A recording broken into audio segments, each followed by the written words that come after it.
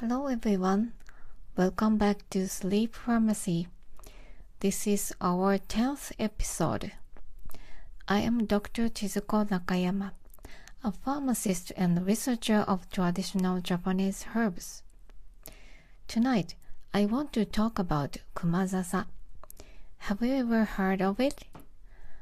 You probably know the word Sasa, which means dwarf's bamboo. When people see the name Kumazasa, many think of the animal Kuma, which means bear. Recently, bears have been appearing in the news a lot in Japan.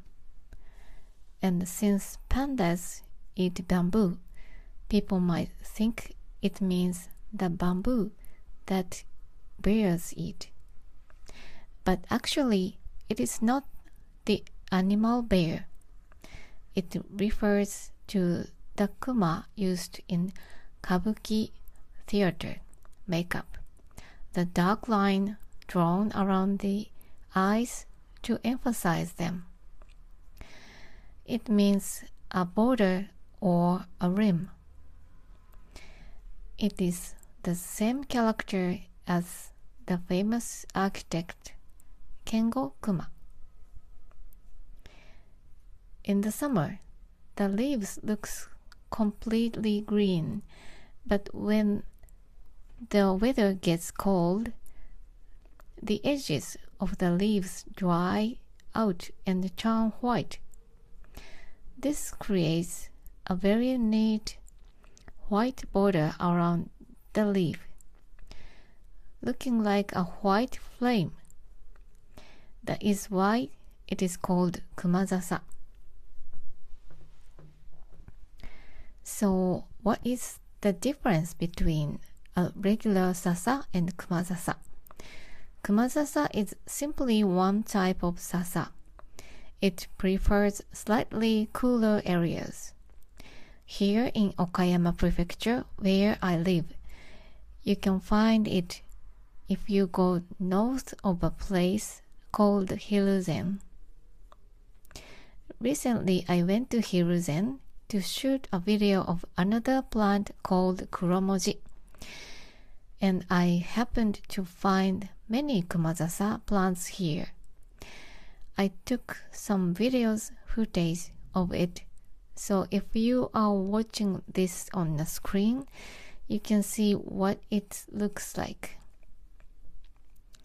In warmer areas, you will see a different kind of Sasa with much thinner leaves called medake.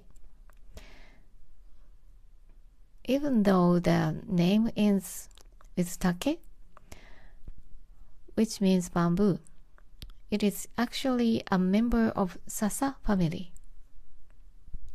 The main difference between bamboo and Sasa is the skin. When a bamboo shoot grown up, its outer skin peels off naturally. But for Sasa, the skin stays attached to the stem even after it grows full size. Also, if you look very closely at the vines of the leaves, Sasa leaves only have a straight line from the base to the tip.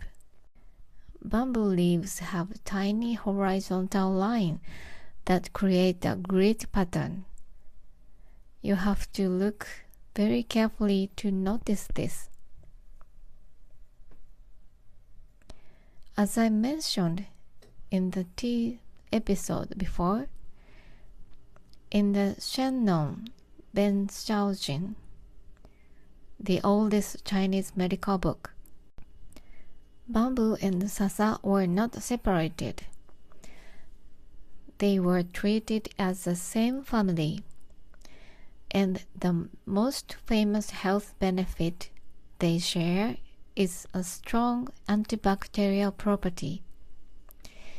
It keeps bacteria away and kills them.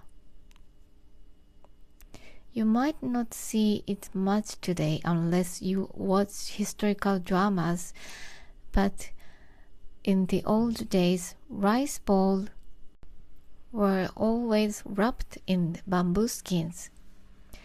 Also, a famous traditional sushi from Toyama called masuzushi. It is always wrapped in Sasa leaves. This was a wise way to preserve food. Speaking of masuzushi, when my children were small, we used to watch the anime Anpanman together. There is a character named Masuzushi-man. Whenever I ask people about him, nobody seems to remember him, but he was my favorite character. When Masuzushi-man fights against villains like Baikin-man, which means bacteria man, or Kabirunrun, which means mold man, he attacks by throwing Sasa leaves from his back. When my children were small, I didn't think much about it, but recently I told a younger father about how Masuzushi-man throws Sasa leaves and explained that Sasa has natural antibacterial properties. He didn't know the character, but he said, "Wow, throwing an antibacterial leaves at the bacteria villain makes perfect medical sense." That was an eye-opening moment for me. I was deeply impressed by the creator Takashi Yanase. This antibacterial power also works very well inside our bodies. Kumazasa is often sold as tea or supplements. Drinking it helps to reduce body odor and bad breath. This is because it contains chlorophyll, the green substances in plants. Chlorophyll absorbs the source of odors and kills bacteria. In fact, it is used as an active ingredient in official medicines for body odor in Japan. It is interesting that the plant can kill bacteria inside our system.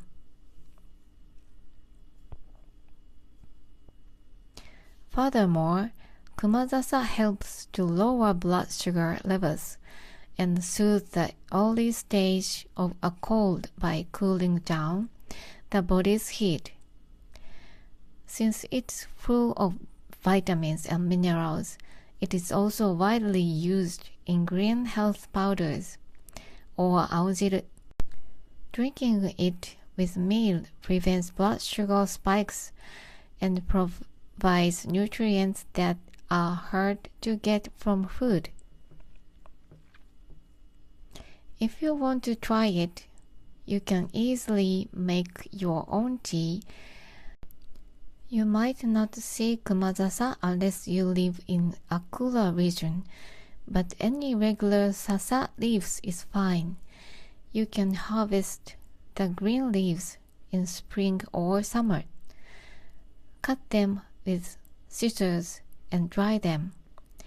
If that is too much trouble, you can simply roast the fresh leaves in the frying pan without any oil. When the leaves start to curl up, they are ready. Then you put them in the water and boil them. As I always say, wild herb tea need to be boiled, not just steeped in hot water. In the old days, people boiled the water until reduced to half. Today, boiling it for 5 to 6 minutes is enough to make a delicious tea. We also sell a powder version at my shop. With the powder, You don't need to boil it. You can just shake it with water. You can even mix with regular matcha, which is very popular now. It has a very clean, refreshing, and cooling taste. It is perfect for summer because it removes excess heat from the body. Also, in the summer, our meals tend to lean toward carbohydrates, like cold noodle or ice cream, and we eat less meat. Carbohydrates are full of sugars, so Kumazasa tea is highly recommended to control your blood sugar while keeping your body cool. Tonight, I hope you can sleep peacefully while thinking about Matsuzushi-man and his wise way to fighting bacteria. Thank you for listening until the end. Have a quiet night. Good night.